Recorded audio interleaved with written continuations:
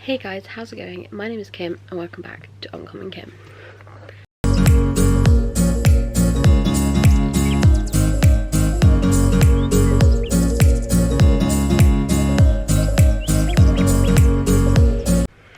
So today I'm going to be talking through the books I would like to read in autumn. Bearing in mind, it is currently the 19th of September. I know autumn's already begun, but there's a lot of books I would really like to read between now and the end of autumn, so fingers crossed I can fit them in. But I'm basically just going to go through all of them and explain why I want to read them this autumn. Okay, so the first book I would really like to read this autumn is The Last Housewife by Ashley Winstead. I've heard a lot of hype around this book, and I'm just quite intrigued to read it, to be fair. I know an awful lot of people that have enjoyed this, and it's just something I'm curious about and would really like to get to soon. But I will read you the synopsis. While in college in New York, Shay Evans and her best friends meet a captivating man who seduces them with a web of lies about the way the world works, bringing them under his thrall. By senior year, Shay and her friend Laurel were the only ones who managed to escape. Now, 8 years later, Shay built a new life in the Tony, Texas suburb, but when she hears the horrifying news of Laurel's death, delivered all of the ways by her favourite true crime podcast crusader, she begins to suspect that the past she thought she buried is still very much alive, and the predator more dangerous than ever. So to me this sounds like quite thriller aspect, and that just makes me feel like it's an autumn book. A lot of these are thrillers, or like have autumn vibes, but there are quite a lot of thrillers on this TBR. But yeah, that is book number 1. Book number 2 is These Witches Don't Burn by Isabel Sterling. Now this book has been on my TBR for a very, very, very, very long time, and I just think it's about time I read it. I believe it is about witches, which really intrigues me, because most books by witches, about witches, do intrigue me quite a lot. So I am definitely intrigued by this, and I know Steph from Steph Loves really enjoyed this book, so I would really like to get to it like ASAP. Synopsis. She's the real deal, an elemental with the power to control fire, earth, water and air. But even though she lives in Salem, Massachusetts, her magic is a secret she has to keep to herself. If she's caught using it in front of a read non-witch, and she could lose it for good. So Hannah spends most of her time avoiding her ex-girlfriend and fellow elemental witch, Veronica, hanging out with her best friend and working at the fly-by-night cauldron, selling candles and crystals to tourists, goths and local Wiccans.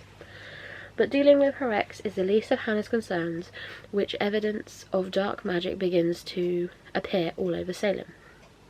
Hannah's sure it's the work of a deadly blood witch, but her coven is less than convinced, so Hannah is forced to team up with the last person she wants to see, Veronica.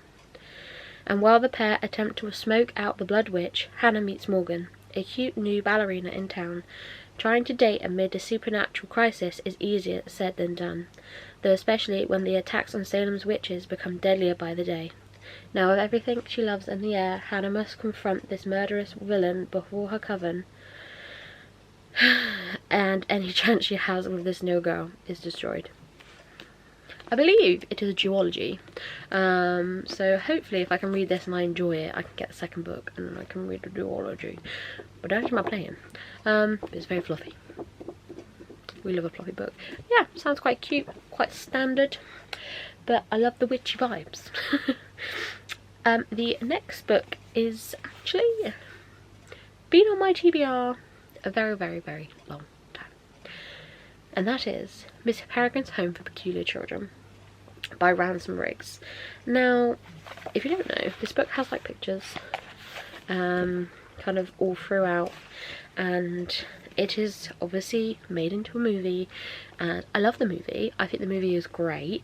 I do really enjoy it, and I believe this follows the same story as the movie. There's like a whole series to this, but obviously there's only one film, and I do believe it follows the same thing. Well, I hope it does, because I love the film, so I don't assume I'd love this. But in case you haven't watched the film, synopsis. A mysterious island, an abandoned orphanage, a strange collection of peculiar photos. It all waits to be discovered in Miss Peregrine's Home for Peculiar Children. An unforgettable novel that mixes fiction and photography in a thrilling reading experience. Our story opens a horrific family tragedy set 16-year-old Jacob journeying into a remote island off the coast of Wales, where he discovers the crumbling ruins of Miss Peregrine's Home for Peculiar Children. As Jacob explores its decaying bedrooms and hallways, it becomes clear that Miss Peregrine's children were more than just peculiar. They may have been dangerous, they may have been quarantined on a deserted island for good reason, and somehow, impossible though it may seem, they may still be alive. Okay, so it sounds like it does still follow the film, which really excites me, but with pictures. So yeah, I really want to get to this. I'm hoping, because I'm going to be taking part in Spookopoly. I did say that right. Spookopoly in October, so I'm really hoping I get a role that I can read this for. Out of all the books, I'd say this is like my top 3 that I really want to read this month. Next month. Foul show. This is definitely in the top 3, I think. Yeah, I'd say so. The next book is another one that has been on my TBR for a bloody long time, and I would like to get to it, but I know me, and I know I probably won't. But I'm going to put it in this video anyway, and that is The Turn of the Key by Ruth Ware. Now, funnily enough, I have owned this book for a long time, and I was recommended this by Bex from At Mummy Is Reading. Bex, if you remember reading this, that's how long I've owned this, and I haven't read it. So, I haven't read it at all. I really want to though. And I kind of read this because I was told I would enjoy like the writing style, which I'm hoping I do. And now I've kind of really gotten into Grady Hendrix and CJ Tudor, and I've even got into Riley Sager. Who is she? I'm really hoping I will like Ruth Ware, because I also own about 2 other, maybe 3 books by Ruth Ware, and I haven't read those either. So this will be my first Ruth Ware book. So hopefully I enjoy. I've just realised Lisa Jewell has blurbed this. I love Lisa Jewell. Lisa Jewell, my favourite thriller lady. She is... Actually, can I say that? Because I also love CJ Tudor. I love them both equally as much. Can I say that? Yeah, equally as much. Full show. Anyway, synopsis. When Rowan comes across the advert, it seems too good to be true. A live-in nanny position with an extremely generous salary. What she doesn't know is that she's stepping into a nightmare, one that will end with a child dead and her in a cell waiting trial for murder. She knows she's made mistakes, but she's not guilty. At least not of murder, which means someone else is. Just sounds like my kind of book. That's why I haven't read it, I don't know. But I just know I will enjoy it. I just need to get my ass in gear and read it. Just like this book, The Taking of Annie Thorne by CJ Tudor. This is, to date, the only book by CJ Tudor I have not read. I love this woman. I have never, ever, this is a special edition, never, ever given CJ Tudor anything less than 5 stars. She's a 5-star author for me. And I am very, can I just say right now, I am so excited that The Burning Girls is being made into a TV series. Unbelievably excited. Bring it on. But, yes. This is the only one I have left. And it has sprayed edges. Sprayed edges. Sprayed edges. So I know I'm going to like it. I just need to go down and fucking read it. I just swore. Apologies. Synopsis. Then, one night my little sister went missing. There were searches, appeals, everyone thought the worst, and then miraculously, she came back. She couldn't or wouldn't say what happened, but she wasn't the same afterwards. She wasn't my Annie. Sometimes my own little sister scared me to death. Now, the email arrived in my inbox. I know what happened to your sister. It's happening again. Oh, CJ Tudor. How you do make me excited. Yo. The next book is The Bullet That Missed by Richard Osman. Because the final stripe has just... Is it the final stripe? Is that what it's called? I could be wrong.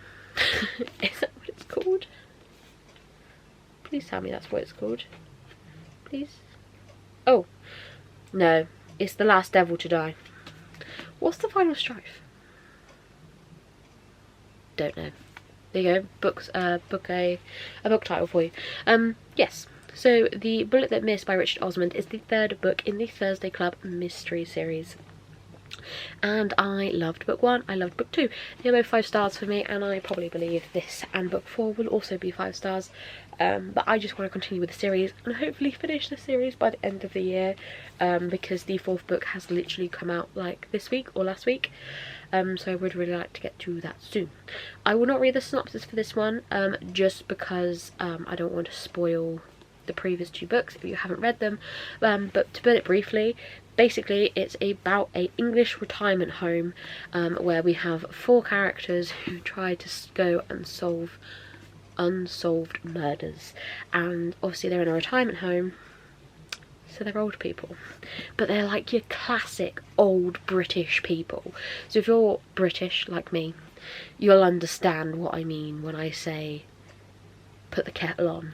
You know, like get the biscuits out. Like they are your classic British grandparent, and I love that, and I cannot wait to read this.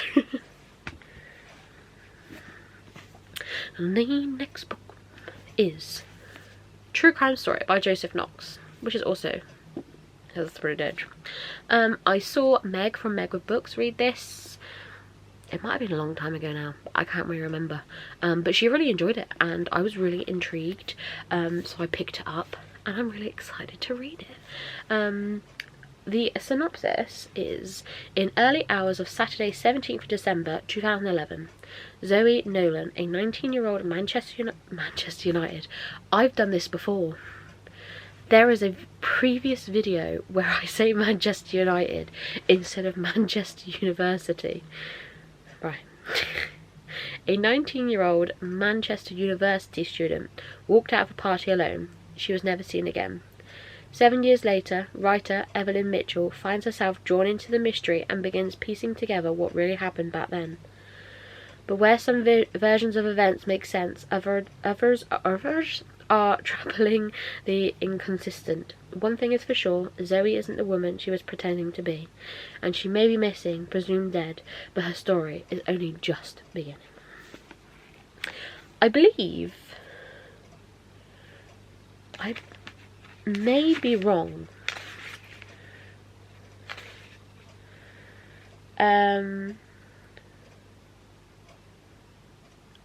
I don't know if this is what I'm about to say is correct or not, but this may be based off of a somewhat true story. I don't think that's true. I'm not going to say that because I don't think that's true. But True Crime Story by Joseph Knox. There's how many books have I got? 4, 5, 6. I've got 6 more to go through. Hallfire. Okay. The next book is The Appeal by Janice Hallett. So I saw Meg from Meg with Books read this, and she loved it. Simples. And it really made me want to read it too. I'm trying to think. I can never ever guess what this word is that I'm thinking of, but it's like not dual perspective, not multimedia. Remember that word, Kimberly. Where you have text messages, you have emails, blog posts, like it's just a bit of everything all merged together for a murder drama.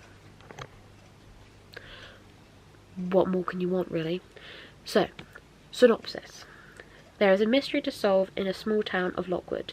It starts with the arrival of two secretive newcomers and ends with a tragic death. Roderick Tanner, QC, has assigned law students Charlotte and Femi to the case. Someone has already been sent to prison for murder, but he suspects that they are innocent, and that far darker secrets have yet to be revealed.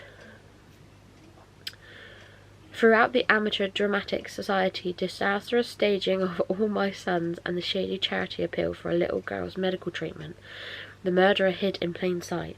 Will Charlotte and Femi solve the case? Will you? It makes me excited because it makes me feel like I can solve the case, and I want to. So hopefully that's what I'll do. But yes, The Appeal. What's it say? 1 murder, 15 suspects. Can you uncover the truth? I bloody hope so. The next book is You're Not Supposed to Die Tonight by Kaylin Bayron, which is also the Waterstones exclusive edition, which is stunning.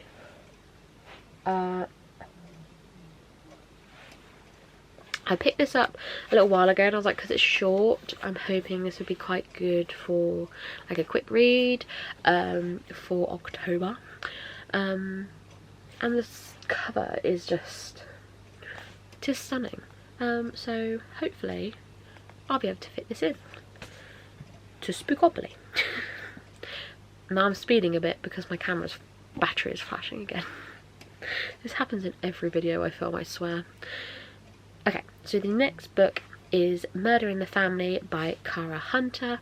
I picked this up a couple weeks back because I saw Meg from Meg with Books solve this in a video, and I was sold. I'm really excited to read it, and again we have like multimedia again, and that's really exciting. I don't want to read the synopsis for this one, just because I would like to go into it quite blind, just to be able to actually feel like I'm trying to solve a case. It just really appeals to me for some reason. But yeah, that is Murder in the Family. The next book is Halloween Party by Agatha Christie. I love Agatha Christie, so any chance I can fit a few of her books in, I will do so. And this one I'm really excited to read as it's based around a Halloween party.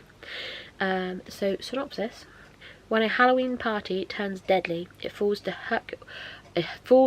Prado to unmask a murderer. That's all I'm going to say because my battery is flashing.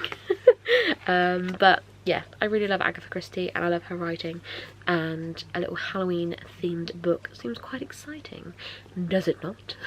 So hopefully I will be able to get this in, but also the cover is just really cute. Can't go wrong. Right.